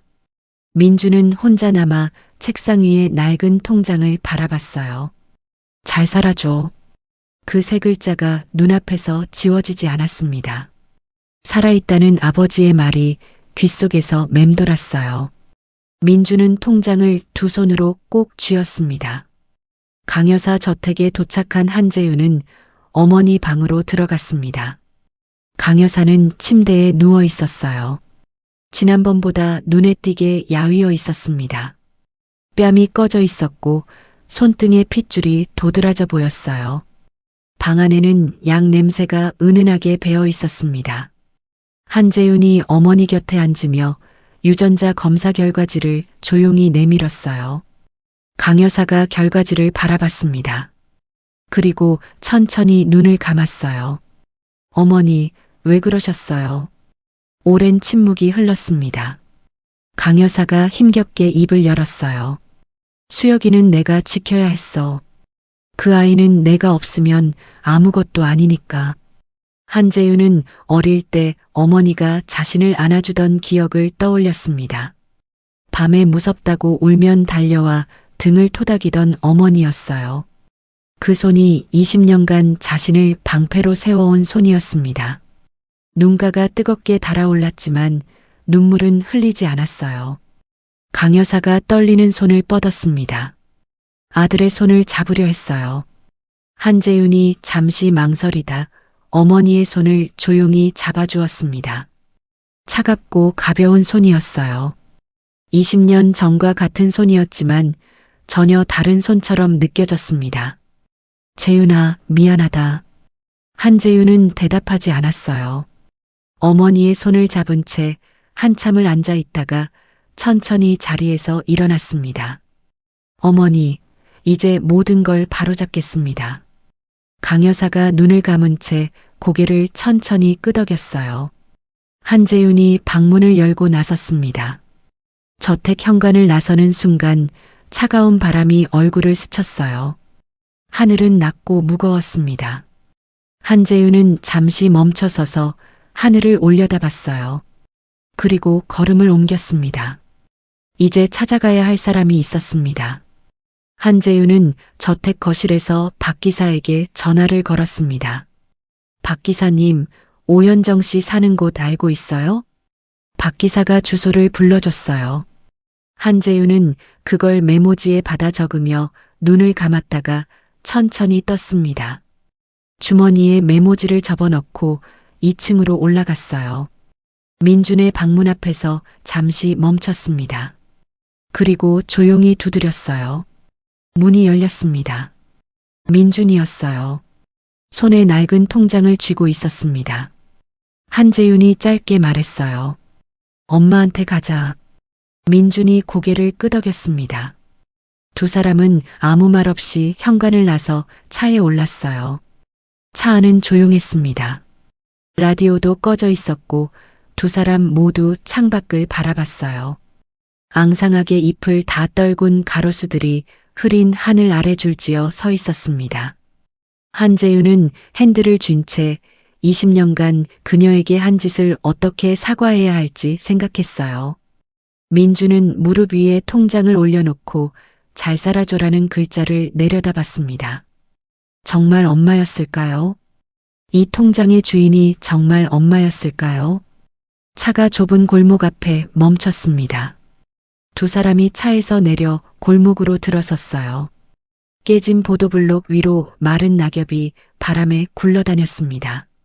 낡은 건물들이 양쪽으로 빼곡하게 들어서 있었고 골목이 좁고 어두워서 한낮인데도 그늘이 짙게 깔려 있었어요. 한재윤은 걸으면서 주변을 둘러봤습니다. 20년을 이곳에서 살았구나. 반지하로 내려가는 시멘트 계단 앞에 두 사람이 멈췄어요. 민준이 계단 앞에서 발을 멈췄습니다. 내려가려다 멈췄어요. 저 문 뒤에 엄마가 있는 건가? 심장이 빠르게 뛰었습니다. 한재윤이 먼저 계단을 내려가 문을 두드렸어요. 잠시 후 문이 열렸어요. 오현정이었습니다.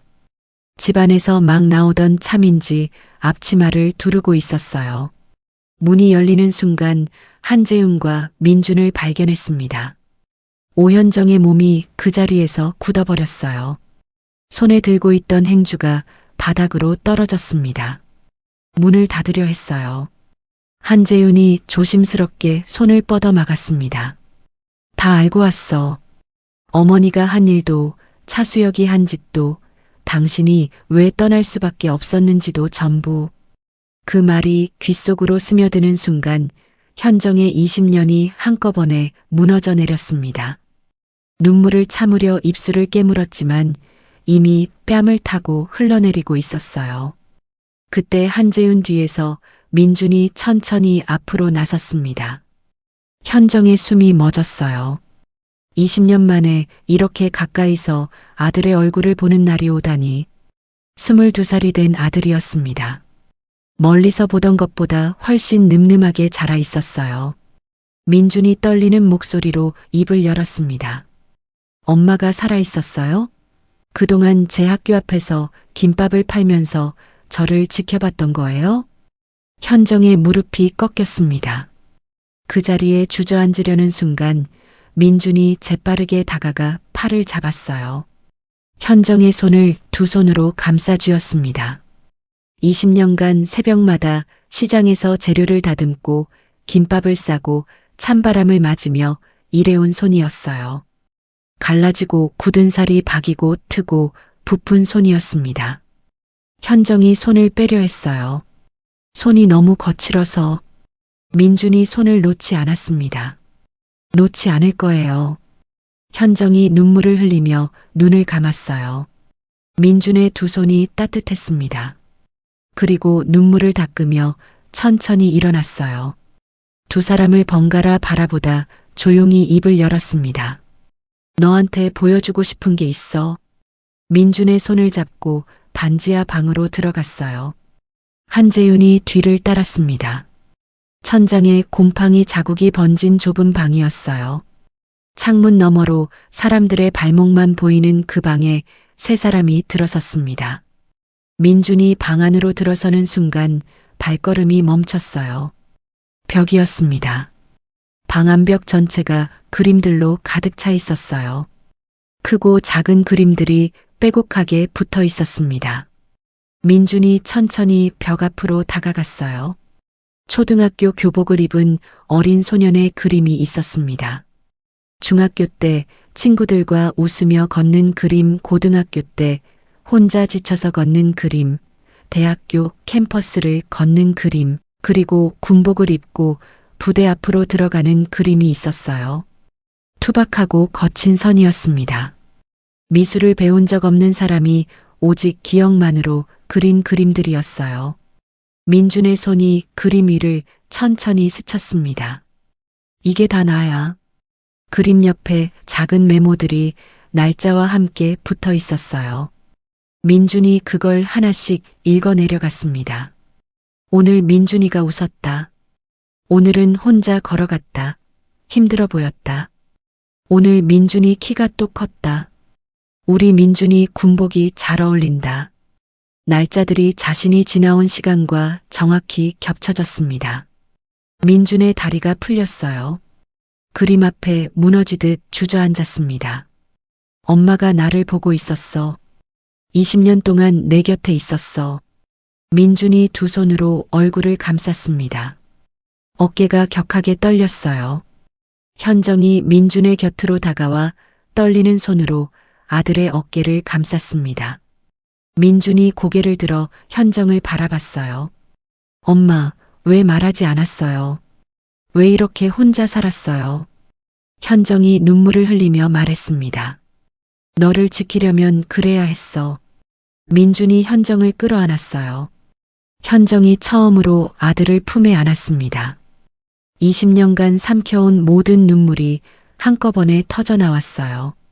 소리내어 우는 것도 처음이었습니다. 잠시 후 민준이 품에서 낡은 통장을 꺼냈어요. 현정 앞에 조심스럽게 내밀었습니다. 현정이 통장을 바라보는 순간 굳어버렸어요. 엄마였어요?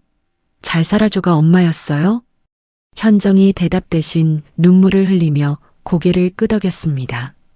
민준의 눈에서 눈물이 폭포처럼 흘러내렸어요.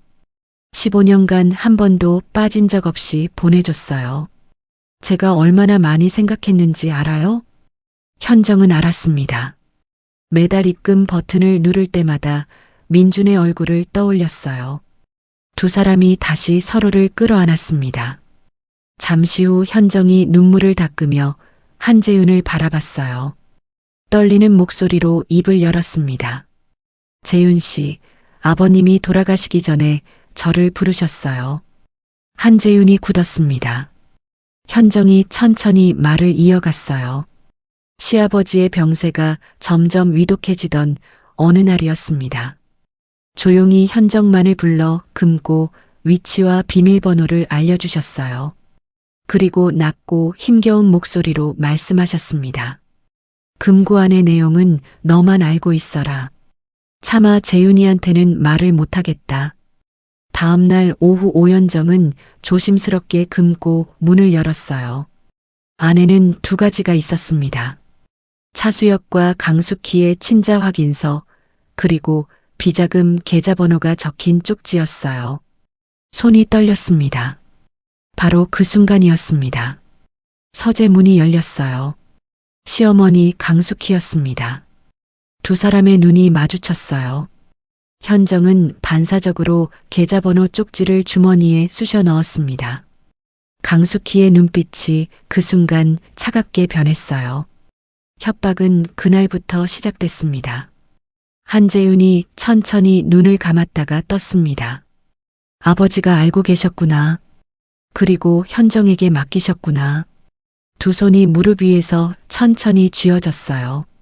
현정이 말을 이었습니다. 재윤 씨한테 말하면 민준이가 위험해진다고 했어요. 그래서 말할 수가 없었어요. 대신 그 계좌번호만큼은 없애고 싶지 않았어요. 민준이 군대에 가고 나서 조금씩 숫자를 넣기 시작했어요. 제대하면 알아볼 수 있도록. 한재윤이 천천히 현정 앞에 섰습니다. 목소리가 떨렸어요. 20년간 당신을 나쁜 여자라고 불렀어. 민준이한테도 엄마의 존재를 지웠어. 그런데 그게 전부 거짓이었어. 진짜 잘못은 내가 한 거야. 현정이 눈물을 흘리며 한재윤을 바라봤어요. 재윤 씨도 속은 거잖아요. 우리 둘 다 속은 거예요. 민준이 두 사람을 바라봤습니다. 세 사람이 처음으로 같은 공간에서 함께 울었어요. 찬바람이 반지하 창문을 때렸지만 방 안에는 처음으로 따뜻한 공기가 맴돌고 있었습니다. 다음 날 아침 한재윤은 이사회를 긴급 소집했습니다. 회의실 안에 이사들이 하나둘 자리를 채웠어요. 한재윤은 상석에 앉아 서류를 펼쳤습니다. 20년 넘게 한성그룹 자금이 빠져나간 비자금 계좌 내역이었어요. 정면 스크린에 계좌 내역이 펼쳐지는 순간 회의실 안에 무거운 침묵이 내려앉았습니다. 이사들의 얼굴이 굳어갔어요. 차수혁은 고개를 숙인 채 아무 말도 하지 못했습니다. 한재윤이 자리에서 일어났어요. 오늘부로 차수혁 전무의 모든 직위를 박탈합니다. 차갑고 단호한 목소리였습니다. 20년간 쌓아온 차수혁의 자리가 그 한마디에 무너졌어요. 이사회가 끝나고 한재윤은 차수혁을 회장실로 단둘이 불렀습니다. 차수혁이 들어오자 한재윤이 굳은 표정으로 입을 열었어요. 이사회에서 친자 관계는 밝히지 않았어. 어머니 명예를 더럽히고 싶지 않아서. 차수혁이 굳어 있다가 천천히 고개를 숙였습니다. 감사합니다, 회장님. 잠시 침묵이 흘렀어요. 차수혁이 자리에서 일어나며 마지막 한마디를 남겼습니다. 어머니를 잘 부탁드립니다. 차수혁이 회장실을 나섰어요. 문이 닫히는 소리가 조용히 울렸습니다. 한재윤은 그 소리가 완전히 잦아들 때까지 움직이지 않았어요. 어머니, 이게 제가 해드릴 수 있는 마지막입니다. 그날 저녁 한재윤은 현정의 반지하 방으로 향했습니다. 세 사람이 좁은 방 안에 함께 앉아 있었어요. 그런데 민준이 갑자기 자리에서 일어났습니다. 두 주먹을 꽉 쥔 채였어요. 할머니한테 직접 따져야 해요. 엄마가 20년간 어떻게 살았는지. 한재윤이 말리려 했지만 현정이 먼저 나섰습니다. 민준의 손을 잡았어요. 민준아, 그러지 마. 민준이 눈물을 글썽이며 물었습니다. 엄마 왜요? 할머니가 엄마한테 어떻게 했는데요? 현정이 민준을 바라보며 조용히 말했어요. 엄마는 괜찮아. 네가 건강하게 제대해서 돌아온 것만으로도 충분해. 그 말에 민준의 어깨가 축 처졌습니다. 눈물이 뺨을 타고 흘러내렸어요. 현정이 다시 입을 열었습니다. 네가 살아있잖아. 그게 엄마한테는 전부야. 한재윤은 두 사람을 바라보며 눈가가 뜨겁게 달아오르는 것을 느꼈어요. 이 사람이 20년간 지켜온 것이 바로 이 순간이었구나. 바로 그때 한재윤의 휴대폰이 울렸습니다. 강여사 저택 가정부였어요. 회장님, 어머님이 갑자기 쓰러지셨습니다. 한재윤이 굳어버렸습니다. 민준이 아버지의 표정을 보고 물었어요. 아버지, 무슨 일이에요? 할머니가 쓰러지셨어. 현정이 조용히 말했습니다. 가봐요.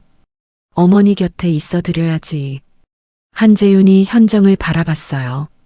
자신을 20년간 지옥에 살게 만든 시어머니를 이 사람이 먼저 가보라고 말하고 있었습니다. 목구멍이 조여들었어요. 그래도 재윤 씨 어머니잖아요. 한재윤은 눈물을 삼키며 자리에서 일어났습니다. 민준도 따라 일어섰어요. 저도 가겠습니다. 할머니가 잘못하셨지만 그래도 할머니예요. 현정이 고개를 끄덕이며 두 사람을 보냈습니다. 방문이 닫히고 혼자 남은 현정은 천장에 곰팡이 자국이 번진 반지하 방을 천천히 둘러봤어요. 벽에 가득 붙어 있던 그림들이 이제는 빈자리를 드러내고 있었습니다. 이제 다 끝난 건가? 강여사 저택에 도착하니 의료진이 이미 와 있었습니다. 하지만 역부족이었어요. 강여사는 침대에 누워 가쁜 숨을 몰아쉬고 있었습니다. 한재윤이 어머니 곁으로 달려갔어요. 강 여사가 힘겹게 손을 뻗었습니다. 한재윤이 그 손을 꼭 잡아줬어요. 차갑고 가벼운 손이었습니다. 강 여사가 힘겹게 눈을 뜨며 한재윤과 민준을 번갈아 바라봤어요. 마지막 힘을 다해 입을 열었습니다. 재윤아. 한재윤이 눈물을 참으며 어머니를 바라봤어요. 수혁이만 보다가 너를 잃었구나. 같은 자식인데 내가 너무 잘못했다. 한재윤의 손이 어머니의 손을 더 꽉 쥐었습니다. 강 여사의 시선이 민준에게 향했어요. 민준아, 할머니가 미안하다. 민준이 굳어 있다가 천천히 강 여사의 손을 잡았습니다. 강 여사의 눈빛이 흔들렸어요. 내가 너무 욕심을 부렸구나. 하나를 지키려다 모든 걸 잃었어. 눈이 감기려 하자 한재윤이 낮게 불렀습니다. 어머니. 강 여사가 마지막으로 희미하게 웃었어요. 그리고 눈을 감았습니다. 의료진이 최선을 다했지만 이미 숨을 거둔 뒤였어요. 한재윤이 어머니의 손을 잡은 채 고개를 숙였습니다. 어깨가 떨렸어요. 삐뚤어진 모성애가 결국 모든 것을 잃고 막을 내리는 순간이었습니다. 강 여사는 그래도 친아들과 손자 곁에서 눈을 감았어요. 장례를 마치고 며칠이 지났습니다. 그동안 현정은 반지하 방에서 혼자 기다렸어요. 민준이 매일 찾아와 곁을 지켰습니다. 한재윤이 모든 정리를 마친 어느 날 저녁 현정에게 전화를 걸었어요. 민준 엄마, 이제 제자리로 돌아와줘. 한재윤의 차가 저택 앞에 멈췄습니다. 현정이 차창 밖으로 저택을 바라봤어요. 20년 만에 처음으로 보는 저택이었습니다. 담장 너머로 보이는 겨울나무들이 앙상하게 서 있었어요. 내가 다시 이 문 앞에 서게 될 줄은 몰랐어. 민준이 현정의 손을 잡았습니다. 엄마, 같이 들어가요. 세 사람이 함께 저택 문을 들어섰어요. 현정은 현관에 서서 저택 안을 천천히 둘러봤습니다. 20년 전 기억이 스쳐 지나갔어요. 처음 이 집에 들어서던 날, 복도 끝에서 불어오던 바람 냄새, 계단 난간의 차가운 감촉, 그 모든 것이 그대로였습니다. 20년이 지났는데 이 집은 그대로구나. 민준이 반지하 방에서 가져온 그림들을 꺼냈습니다. 현정이 20년간 기억만으로 그린 투박하고 거친 그림들이었어요. 민준이 그림들을 저택벽에 하나씩 붙여나갔습니다. 한재윤이 그 모습을 바라보며 조용히 웃었어요. 반지하 방 벽을 가득 채우던 그림들이 이제 넓은 저택벽을 채워가고 있었습니다. 현정은 그 모습을 바라보며 눈가가 뜨거워졌어요. 이 그림들이 드디어 제자리를 찾았구나. 민준이 현정의 손을 잡았습니다. 엄마, 이제 여기서 살아요. 현정이 눈물을 흘리며 고개를 끄덕였어요. 저녁이 되어 세 사람이 거실에 나란히 앉았습니다. 벽에는 현정이 20년간 그린 그림들이 가득 붙어 있었어요. 한재윤이 현정을 바라봤습니다. 이제 어디도 가지 마. 현정이 눈물을 흘리며 고개를 끄덕였어요. 바로 그 순간 민준이 창밖을 바라보며 말했습니다. 아버지, 엄마, 눈 와요. 세 사람이 창가로 다가갔어요. 12월의 첫눈이 저택 마당을 조용히 하얗게 덮어가고 있었습니다. 눈송이들이 소리 없이 내려앉았어요. 현정은 창밖을 바라보며 눈가가 뜨겁게 달아올랐습니다. 20년간 혼자 맞이했던 첫눈을 오늘은 함께 보는구나. 민준이 현정의 어깨를 감쌌어요. 한재윤이 현정의 손을 잡았습니다. 세 가족이 나란히 첫눈을 바라봤어요. 차갑고 길었던 20년의 겨울이 끝나고 따뜻한 첫눈이 세 가족을 조용히 감싸고 있었습니다. 오늘의 이야기가 마음에 닿으셨다면 구독과 좋아요로 함께 해주세요. 그리고 따뜻한 감상평도 댓글에 남겨주세요. 오늘도 기분 좋은 하루 되세요. 소리바람이었습니다. 감사합니다.